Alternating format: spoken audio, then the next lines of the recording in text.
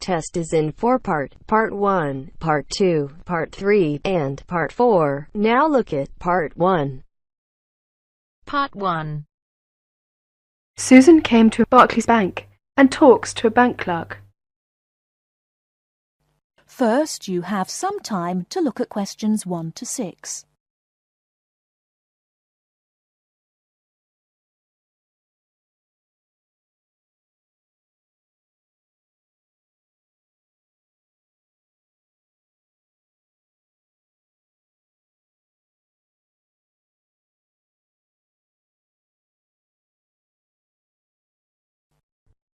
Listen carefully and answer questions 1 to 6. Good morning. What can I do for you? Good morning. I'd like to open a bank account. What kind of account do you want? I'm not quite sure. I'll be a college student. I simply require a safe place to keep my money and easy access to it. Can you recommend an account for me? All right. Do you get a grant? No, I will be supporting myself. I see. You could open an instant account. What's an instant account? Basically, it's an interest account. It has all the usual current account facilities such as a cash card and a deposit book, except a checkbook, and pays competitive interest on your account when it's in credit. There are 2 levels of interest for this account. If your balance is up to £500, the interest is 5.25%. If your balance is 500 or over, it attracts an even higher rate of interest, which goes up to 7.25%. You will receive a cash card for our machines, so you can withdraw money with the card from any machines or any Barclays branches when the bank is closed. Oh, I see. How can I withdraw money if I have no checkbook? Well, you have to withdraw money either using your card or visiting your branch. I see. Before you hear the rest of the conversation, you have some time to look at questions 7 to 10.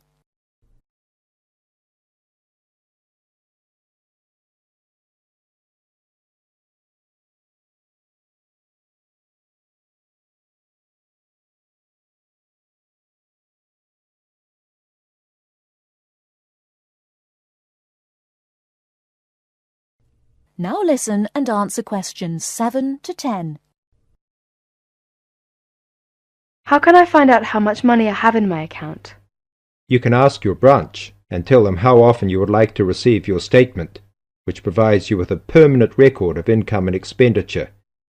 It will show every transaction on your account and the balance remaining at the end of each day. You can also use your cash card to check your balance. That's fine. I think I'll open an instant account. That is the end of Part 1. You now have half a minute to check your answers.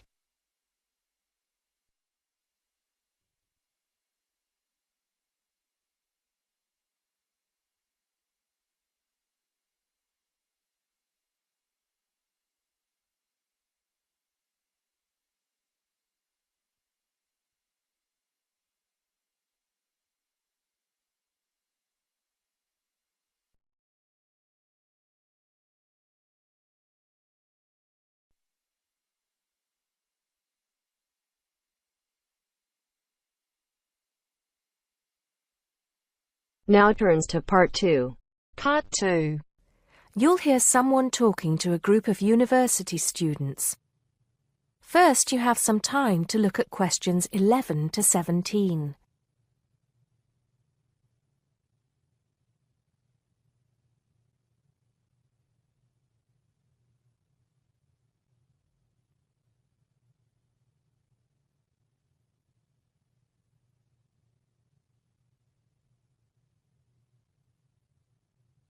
Now listen carefully and answer questions 11 to 17. Good morning, everybody, and welcome to Upton University. I hope you are settling in and beginning to find your way around. I know how confusing it can be when you start life at university, and that's why we have Freshers Week to help you find your feet. Before I go any further, I should perhaps introduce myself. My name is Sally Jackson, and I am the Secretary of the Students' Union, which has organized this week of events for you. You will usually find me in the office on the first floor of this building when I'm not attending lectures. Anyway, down to business. Of course, there are a few things that you are obliged to get done during your first week here.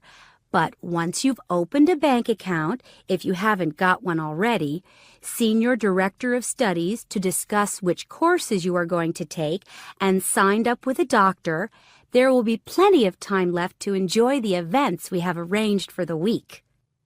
And have we got a lot lined up for you? Throughout the week from Monday to Friday, every morning starting at 10 a.m., there will be orientation and welfare events. These will include tours of the campus, which, as you have probably noticed, is the size of a small town with 9,000 residential students, as well as sessions on developing study skills. We also have tours of Upton itself arranged for you, with a bus leaving from outside this building every afternoon at 5 o'clock. There are a number of interesting things to do and see in and around Upton, so you can expect visits to the castle and museum as well as the popular Ghost Walk. You'll need to sign up for this one, as numbers are limited. Just put your name on the list on the notice board in the entrance lobby. An important event is scheduled for Monday, that's the day after tomorrow, when we will be holding the academic fair. This is an opportunity for you to speak to students and academic staff about the courses that are on offer. The academic fair starts at 1 o'clock, by the way. There are a couple of other fairs that I think will interest you. First of all, we have the Societies Fair on Tuesday the 16th, which I think is an absolute must. You might not believe it, but the university has over 150 societies and sports clubs you can sign up for, so you are sure to find something of interest to you. That also starts at 1 o'clock, and it will be here in the Union Building. Also in this building is the Trade Fair on Wednesday from 2 until 5 in the afternoon. This one might sound a bit strange because you will find a load of banks and other businesses here trying to get your custom. You will find plenty of bargains and, best of all, a lot of the businesses give away stuff for free. Before you hear the rest of the talk, you have some time to look at questions 18 to 20.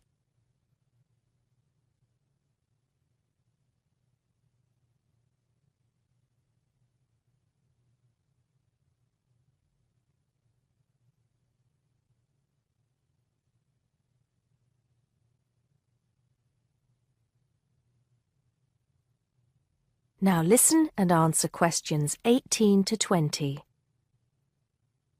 We've also got a great entertainment program lined up for you, starting tonight with our welcoming party.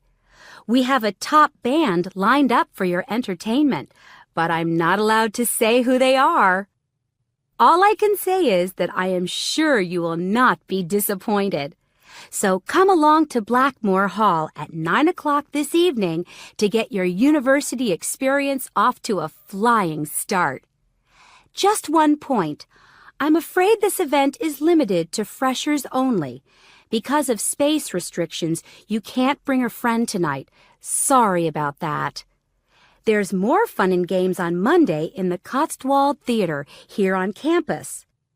We have booked two of the cleverest comedians in the country, Paul Frazier and Jenny Brown, for a 3-hour show. Paul has assured us that he and Jenny have packed the show with new material, and as they always get rave reviews for their shows, I think we can look forward to an evening of great entertainment. That's in the Cotswold Theater on Monday evening at 7:30. Moving along a bit, on Thursday there is an important date for your diaries. This is the official Freshers opening ceremony, when the Dean welcomes you to Upton University. So remember, Thursday the 18th from 2:30 to 3:30 in Blackmore Hall. You certainly should go to this one, and by the way, light refreshments will be available. At the end of the week, on Saturday, you have the chance to dress up in your smartest evening wear for the official Freshers' Ball.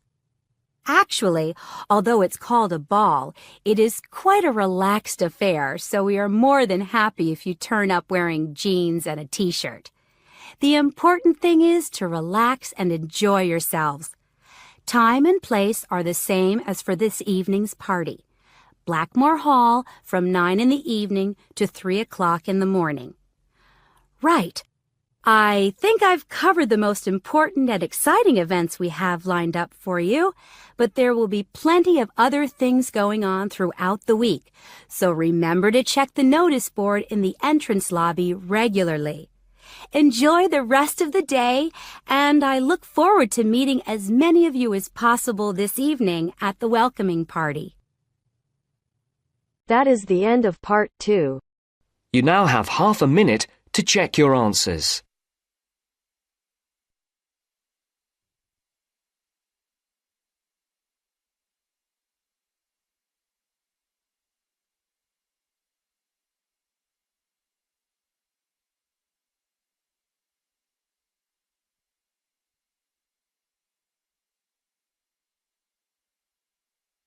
Now turns to part 3. Part 3. You will hear a tutor and 2 students discussing the best ways to study. First, you have some time to look at questions 21 to 25.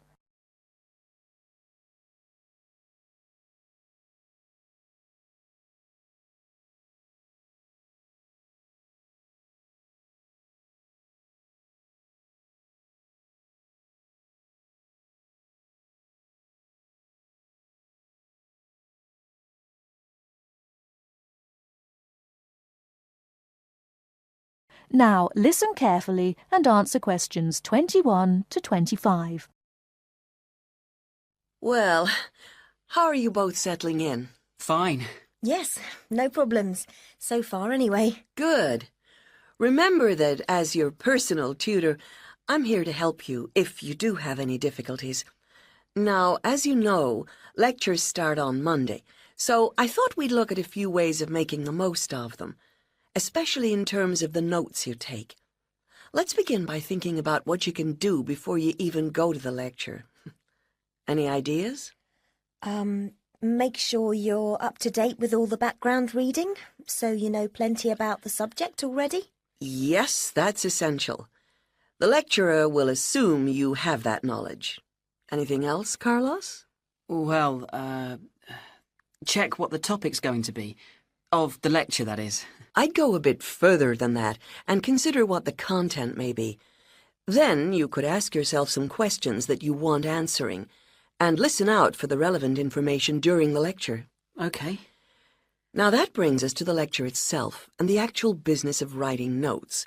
But there's a lot to deal with there, so we'll come back to that later.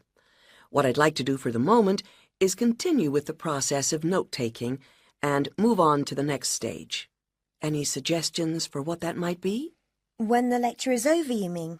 Yes, once you're able to sit down somewhere quiet with your notes. Read them? More than that, you need to make sure they'll still make sense to you weeks, months later.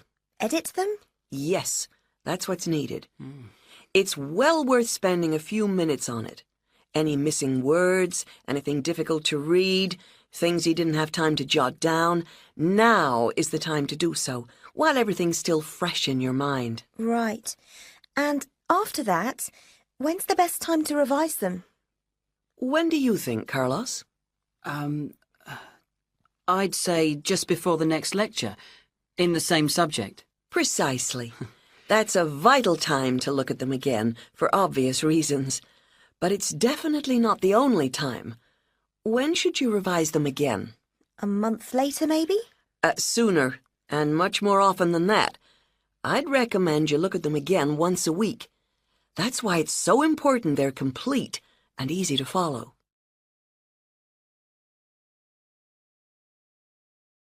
Before you hear the rest of the talk, you have some time to look at questions 26 to 30.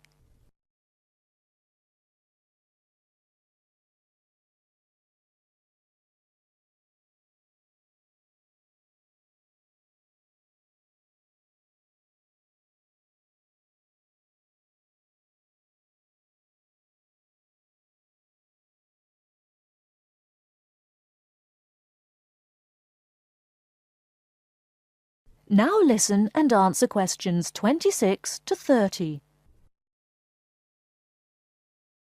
Right. Let's go back to note-taking and begin with the basics before the lecture has even started. What should you do when you walk into the room? Get a good seat, at the front if you can, where you can hear clearly and avoid distractions. Yes, though obviously others will have had the same idea, so it's as well to get there a bit early.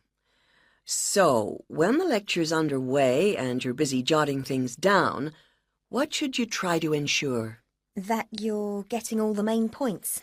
And what if you don't catch something you know must be important? I'd leave a space. Then I could check it later, perhaps by asking a question at the end and fill it in afterwards. That's an excellent way to deal with it, yes. And there's something else I'd like to mention here. Talking about going through notes afterwards, it's absolutely vital that what you write is legible for one very good reason. It saves time. You'll waste many hours during the course if your revision is held up because you can't read what you've written. Okay, what else can we do to make listening and note-taking more efficient? Well, I always listen out for signpost words. Sorry, what are they? They're the ones lecturers use to say where they're going. A bit like a signpost at a road junction, I suppose. Things like, the first reason is, however, to sum up, and so on. Yes, they can tell you when something important is coming, and help you organize your notes, too. Is there anything else you can add, Carlos? There's something I think's very useful, but it's later, after the lecture is finished. Yeah, that's fine. Go on. Well, what I do is go through what I've written down, summing up the main points in a few words in the margin, on the left-hand side of the page. I try to use words that'll jog my memory, so that I can remember what everything's about when I look at them again. Yes, that can work very well. What some people do to review their notes is cover up their full notes from the lecture, maybe with a piece of paper or a card, and concentrate just on what they've put in the margin, trying to recall the details. Then they move the cover down a little and check whether they were right. Or you could put your main points on another piece of paper and clip them together. Instead of covering and uncovering, you just hold a page in each hand. Sure. It's down to personal preference, really. Everyone has their own learning style. That is the end of part 3. You now have half a minute to check your answers.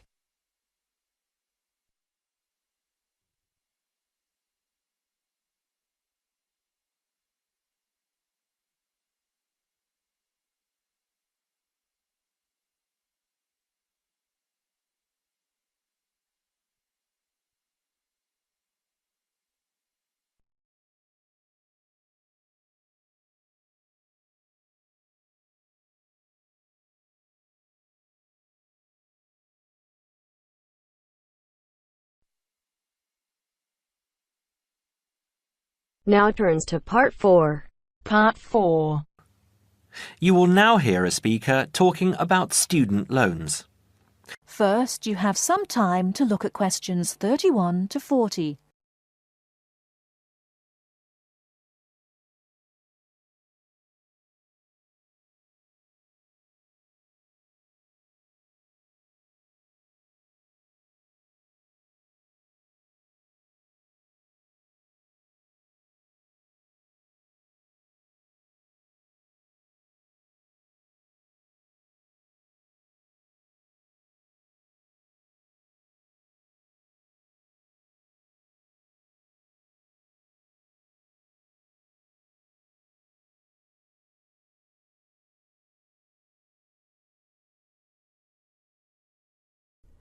Now listen carefully and answer questions 31 to 40.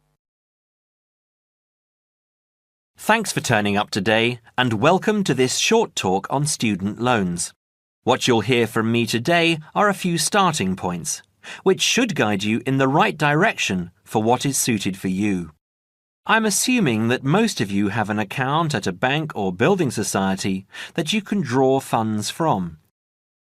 These funds will either be your own or through a loan you may have with the bank. You may even have a credit card you can use.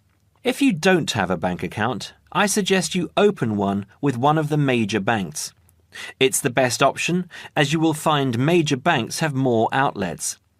Within the city and in close proximity to the university are HSBC in City Plaza, Barclays in Ragdale Square, National Westminster in Preston Park, and Halifax in Hope Street.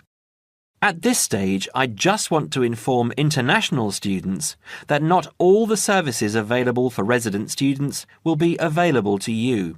As international students, you need to provide documentation stating that you have funds available to see you through the duration of your study. Different banks have different policies, so search out the one that will benefit you the most. You will also need to provide a photocopy of your passport and certification of your enrolment in the university. The most common way of taking out a student loan is either through the university or through a banking institution. If you decide to go with the university, again, you need to supply certification of enrolment and passport if you're an international student, or if you're a resident, you will only need the enrolment details. One word of warning is that you need to be clear on the interest you will be paying on your loan. The interest level through some universities is almost as much as the loan itself, so if you borrow £10,000, you might have to pay back close to 20. Also, with student loans through the university, you have a limited time to pay them back, and this time is not flexible. You might have only 1 year, you might have 5. As I said, different universities have different policies. This university, for example, has an interest rate of 23.5%. It's quite high, but not as high as many of the other larger universities. The other option is to take out a loan through your bank. You will find that most banks will have lower interest rates than the university. They average roughly between 14.5 to 18.5%. Banks also give you an option of over how many years you want to make repayments. You can basically choose to pay it back in a year or in 10, even more if you are finding it difficult. Make sure you have an account with the bank you decide to go with. Either a current account or a savings account is enough. With either of these accounts, you can use your card to make withdrawals and deposits from automatic teller machines at any time, and make payments over the internet if you choose. You can also use Maestro, one of the systems which automatically take the money from your account at a time that you have specifically stated, and deposits it into a nominated account of your choice. You might decide to have £150 taken out each month, and each month this is what will happen. Also, check what fees apply with what services. Some services are free of charge, but they are few and far between. OK, so that's all from me. If there are any questions related to what I've covered today, please raise your hand. That is the end of part 4. You now have half a minute to check your answers.